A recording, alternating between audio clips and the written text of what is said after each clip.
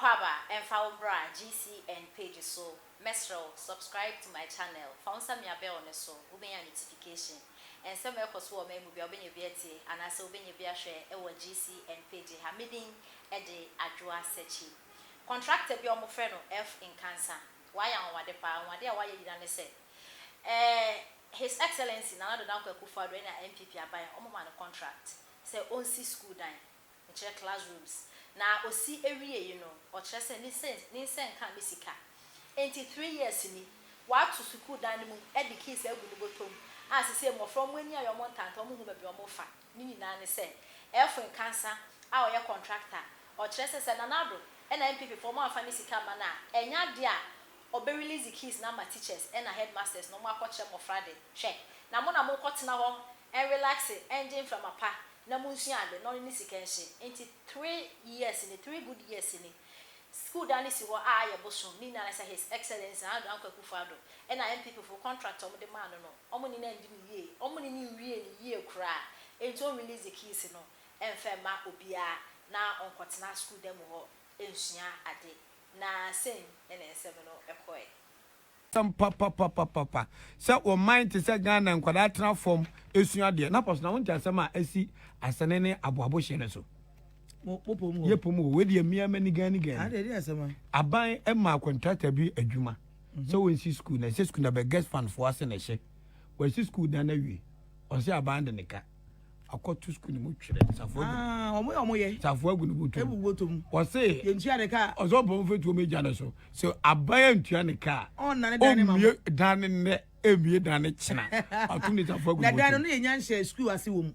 There be a damn mono. I'll fail yes, here. It was this available to my view and you contractors now, yes, I didn't. A van F and cancer. Namia Quabis was a minute, I do.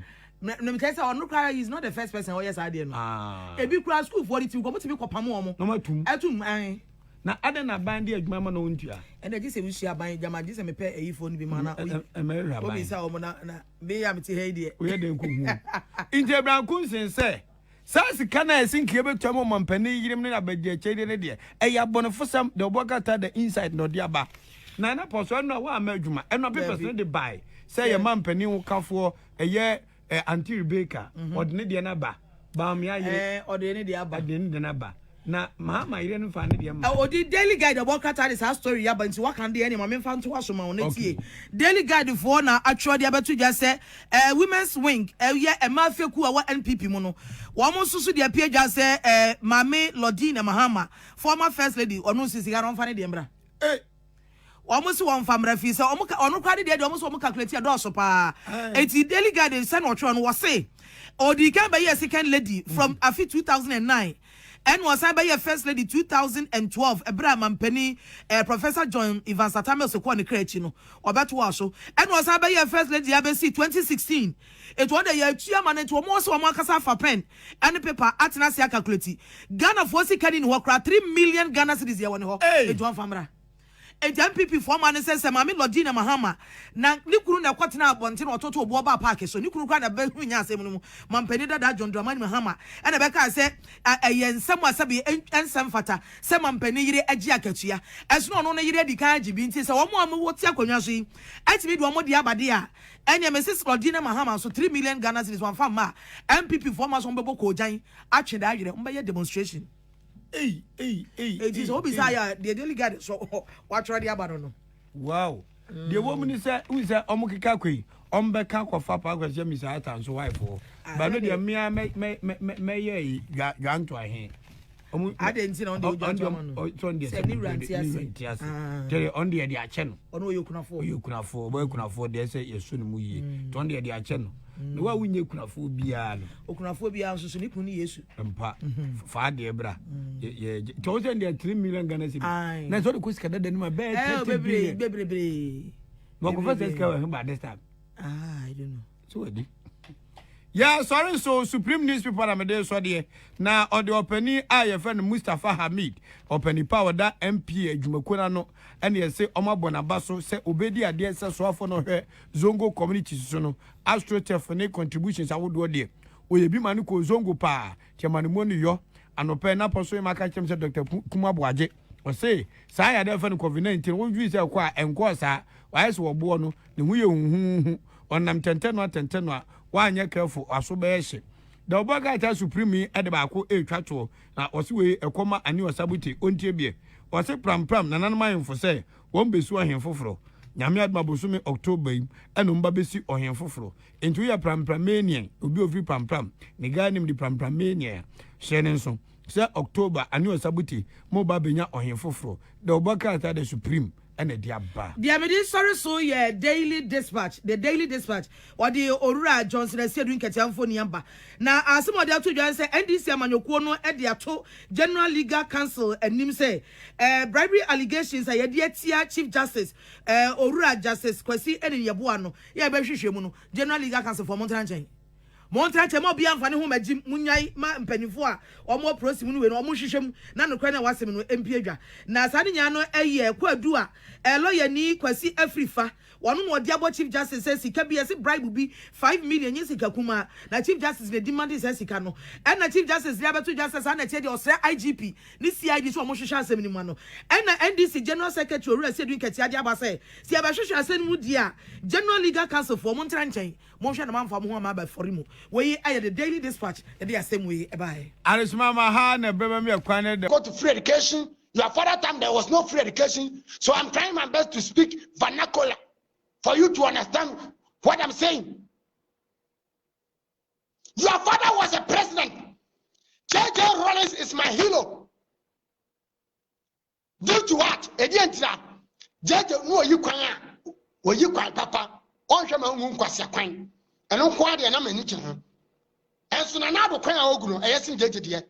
So let me go there to the point. Senator, your father was a president. There was a company which Kwame Nkrumah was already paid in Tema. Your father was a president. There was industrials which your father sold it. Your father bent those things. Take it from Ghanaians. And my brothers and my grandmothers are telling me what your father did to them. And I don't have short memory. So I'll still listen to my grandmothers. Because we the youth today, we don't listen to our grandmothers. That is why we are behaving any nonsense things on social media for you to support it. If you was able to know those things, then we know how Ghana was, how Ghana was. And we can tell you that Ghana is already changing. Due to your father, Ghana was struggling.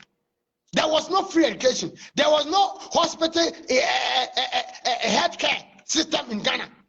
There was not even government buses. Oh, papa, time here the Kabi, and Yakan and Echo from, and Yakaya fro, and Nuna a Juma air trotro. Senator, your father time, and Yakan and Efro, Edico school. Nako 4 by ever 2 papa, and what the buses, metro masses, buses. Ebani efro ye and a Ghana for the body go metro mass and ye say no and to Ghana to Memphis Ghana for no season ye problem kofoba fesi no zinato papa e dia satam no ana o kofoba ye and no ma kofo ye o papa wontimi anya bi o kwa tsan ka utwani ndisi kra esa ka utwani bibi foforo ne hu the kind of mentality or the kind of knowledge you have for Ghanaians. Today you are joining NDC, which means you also going to do the same thing what your father did. That is why you came to social media and you are telling us anything you want to tell us. Okay, say you to know Mokasa, we are not forcing your own. Okay, say you to know where face the country, no, we are not forcing me. And come back to Ghana for say.